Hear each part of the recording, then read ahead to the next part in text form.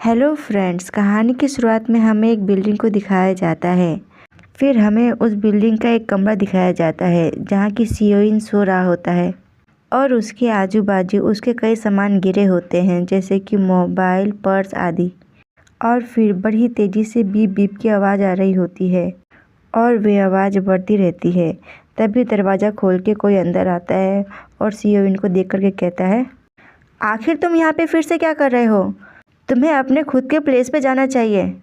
और हीरोइन को सो के उठने की वजह से कुछ भी समझ नहीं आ रहा होता और फिर वह उठ के बैठ जाता है और अपने सामने वाले इंसान को देख कर कहता है, अपने सर पे स्क्रैच करते हुए, वो मैं अभी बीमार नहीं हूँ डॉक्टर।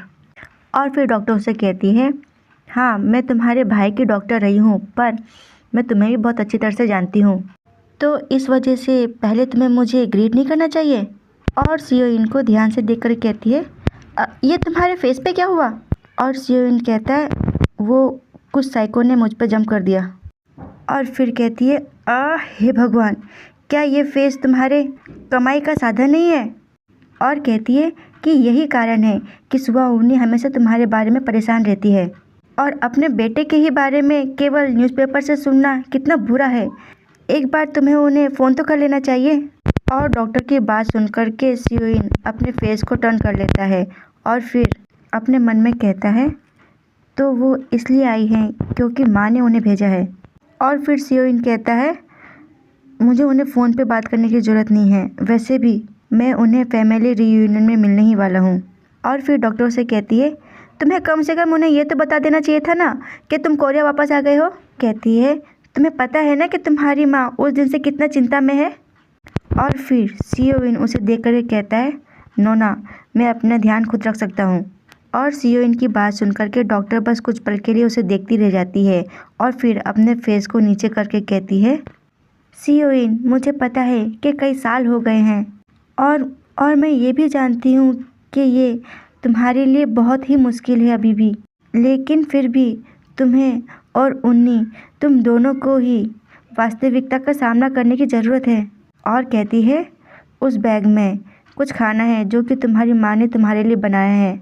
और बाहर जाते हुए कहती है, अब उसे इतना परेशान करना बंद भी करो और कम से कम उसे एक संदेश तो तुम भेज ही सकते हो। क्या तुम ऐसा करोगे? हाँ। और ऐसा कहते हुए वह दरवाज़ा बंद करके चली जाती है। और डॉक्टर के बाहर जाने के बाद हीरोइन सोफे पे अपना सर रख के कहता है, वरी। और फिर वह एक फ़ोटो फ्रेम को देखता है और फिर मन में कहता है, वो बिल्कुल भी मेरे लिए वरीड नहीं है, वो बस अपने आप को कंफर्ट करने की कोशिश कर रही है और उस चीज़ को मेकअप करना चाहती है जिससे कि उसने खो दिया है। और फिर हमें एक रेस्टोरेंट का सीन दिखाया जाता है जहाँ की कोई कहता है, क्या? और चिल्लाते हुए कहता है, हंस ह्यूइन, जो हमारे साथ मिडिल स्कूल में पढ़ता था और जो बहुत ही हैंडसम था। और सामने वाला इंसान उसको चुप कराते हुए कहता है, अपनी आवाज़ को धीमा करो हंसिक।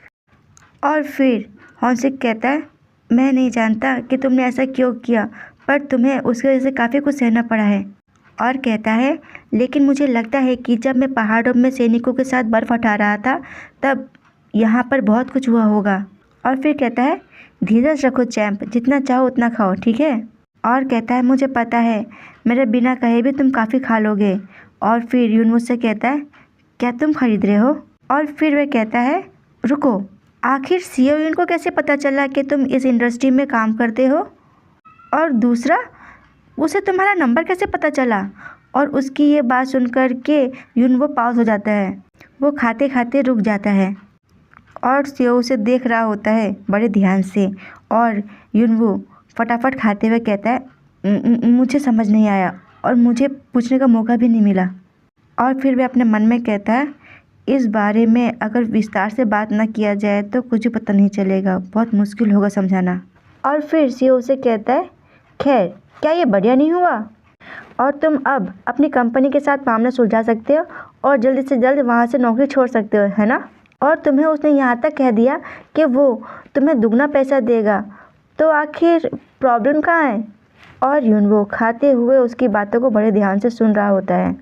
और फिर यूनवो कहता है, वो और हेयोल एक दूसरे को बहुत अच्छे से जानते हैं, इसीलिए ऐसा करना बहुत ही अजीब होगा। और इसके अलावा मैं ऐसे प्रॉब्लम से भाग नहीं सकता। ऐसा कहते हुए वह अपने मुंह को पोंछता है और फिर सीईओ आराम से बैठ के कहता है, प्लीज़, वैसे भी तुम नौकरी से निकाले जाने वाले हो। और कहता है, यदि अभी तुम अपने नुकसान को कम कर लो तो मुझे नहीं लगता कि इसमें कोई बड़ी बात है, और तुम ज़्यादा मत सोचो। खैर, वैसे ये भी सच है कि तुम्हें भी अपनी ज़िंदगी जीनी है, और ज़िंदगी जीने के लिए तुम्हें भी पैसे चाहिए। और कहता है, सबसे बढ़कर बात तो यह है, क्या तुम ये नहीं चाहते कि चीज़ें वापस वैसे हो जाए जैसे पहले हुआ करती थी? और तुम दोनों बेस्ट फ्रेंड से भी बढ़कर थे। और अगर मैं तुम्हारी जगह होता तो मैं सीईओ के साथ फिर से दोस्ती करने का अवसर खोता नहीं, उस पर झपट पड़ता। और उसकी बात सुनकर के हान अपने फेस को नीचे करता है और कहता है धीरे से, मुझे नहीं पता। और फिर हम देखते हैं कि ह्यूनवो एक बाइक में बैठा होता है और सीईओ उसे घबराते हुए समझाते हुए कहता है, लिसन डूड, ये मेरी बेबी है और मेरी बेबी की मेरी ज़िंदगी में तुमसे भी ज़्यादा इम्पोर्टेंट है, समझे? और तुम इसके साथ जेंटल रहना।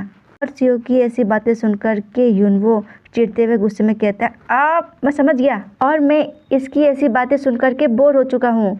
और उसकी बात सुनकर के सीईओ से कहता है, हाँ हाँ, ये कुछ भी नहीं है, ये मेरी बेबी है, ये मेरी बाइक है और ये कोई चीज़ नहीं है।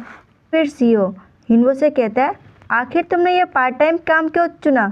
डूड, तुम थोड़ा ब्रेक ले सकते हो, तुम्हें ब्रेक लेना चाहिए। और ह्यूनवो उसकी बाइक को बड़े ही ध्यान से देखते हुए मन में कहता है, वाह, कितनी सुंदर बाइक है।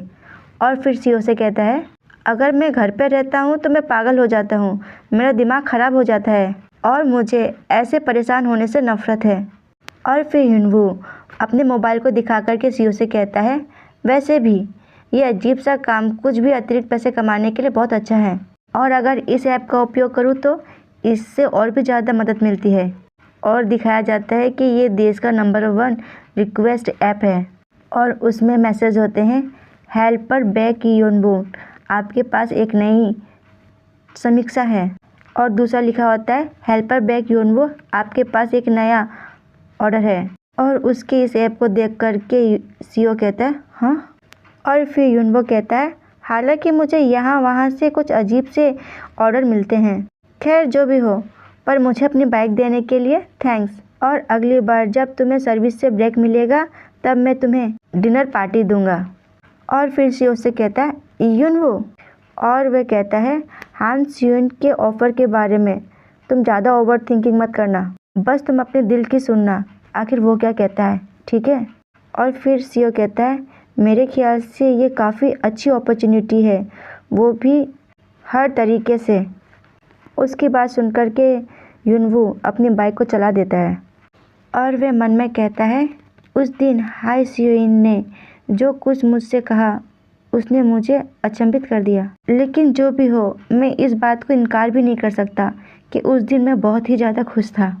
और फिर एक कस्टमर ह्यूनवो से कहता है, आज मुझे अकेले खाना खाने का मन नहीं था, इसलिए परेशानी के लिए मुझे माफ़ करना। और फिर ह्यूनवो मुस्कुराते हुए कहता है, हाँ हाँ, वैसे आपके स्कूल का मेन्यू बहुत अच्छा है। और फिर ह्यूनवो एक भारी पार्सल के साथ किसी के पास आता है और वह औरत उससे कहती है, मिस्टर, तुम काफ़ी स्ट्रांग हो, मुझे नहीं लगता कि मेरे हस्बैंड इसे संभाल पाते। और उस लेडी की बात सुनकर के ह्यूनवो हंसने लगता है, हाँ, कोई बात नहीं। और कोई ह्यूनवो से कहता है, मुझे ये पूछने के लिए माफ़ करना, पर क्या आप ये बाहर जाते वक्त कचरा अपने साथ ले जा सकते हैं? आपको कोई परेशानी तो नहीं होगी? और ह्यूनवो कचरे को देख कर के कहता है अपने मन में, मेरी करंट सिचुएशन में गिरावट का कोई कारण नहीं है और मैं कंपनी में रह कर के सिर्फ एक परेशानी का कारण ही बनूंगा। और अगर मैं किसी दूसरी कंपनी में काम करूं तो मुझे हेयूल से ज़्यादा परेशानी नहीं होगी। और सीईओ इनको याद करते हुए कहता है, तो आखिर क्यों? और फिर एक दीवार का सहारा लेके एक कोने में सिगरेट पीते हुए मन में कहता है, मुझे तो हमेशा से ही ये आशा था कि एक न एक दिन मैं उससे ज़रूर मिलूँगा। और फिर उसके सामने से 2 लोग जा रहे थे जिन पे कि उसकी नज़र पड़ती है और वे उन्हें बड़े ही ध्यान से देख रहा होता है। और फिर मन में कहता है उन्हें देखते हुए, मैं हमारे पिछले जीवन की यादों से बंधे रहना नहीं चाहता और इसके अलावा वो अपने आप को उनकी जगह सोच रहा होता है। मुझे डर है कि अगर मैं अभी भी तुम्हारे साथ रहूं तो हम उस स्थिति से आगे निकल जाएंगे जहां से वापसी संभव नहीं हो पाएगी। और तभी उसके फ़ोन पे रिंग आती है और फ़ोन से आवाज़ आती है, आपको एक नया ऑर्डर प्राप्त हुआ है। फिर युनवू जल्दी से बाइक लेकर के उस तरफ चला जाता है। फिर हमें एक बिल्डिंग दिखाई देती है जहाँ के युनवू ऑर्डर देने के लिए जाता है और वो बेल बजाता है और अंदर से कोई कहता है, ये कौन है और क्या वुन्यू हियोन ने कहा था कि वो आ रहे हैं। और बेल फिर एक बार बजती है और फिर कोई कहता है, दौड़ते हुए जाते हुए कहता है, सच में मुझे पूरा यकीन है, मुझे लगता है कि मैंने उनके साथ कोड साझा किया था, रुको मैं देख के आता हूँ। और दरवाज़ा खोल के वे देखता है और कहता है, हाँ ये युनवू हियोन नहीं है। और फिर सामने वाले से पूछता है, तुम कौन हो। और युनवू कहता है, ओह, सामान दिखाते हुए, मैं डिलीवर करने आया हूँ जो कि आपने हेल्प मी से ऑर्डर किया था। और वह इंसान सामान लेते हुए कहता है हंसते हुए, ओह राइट। और कहता है, जब तुम लॉबी में पहुँचे तो तब तुम मुझे कॉल कर सकते थे, है ना। और हिनवू कहता है, मुझे यहाँ ऊपर आने के लिए कहा गया था क्योंकि आप नीचे नहीं आना चाहते थे। और फिर वह इंसान कहता है, ओह थत, क्या मैंने ऐसा कहा था, इसके लिए मुझे माफ़ करना, चलो दोस्त, शुक्रिया। और उसकी बातों से अलग युनवू की नज़रें चारों तरफ घूम रही थी और युनवू मन में कहता है, इस आदमी में कुछ तो गड़बड़ लग रही है। और चारों तरफ देख के कहता है, ये जगह एक बुरी न्यूज़ की जैसी लग रही है मुझे। और कहता है, मेरे लिए यही बेटर होगा कि जितनी जल्दी हो सके मैं यहाँ से भाग जाऊँ।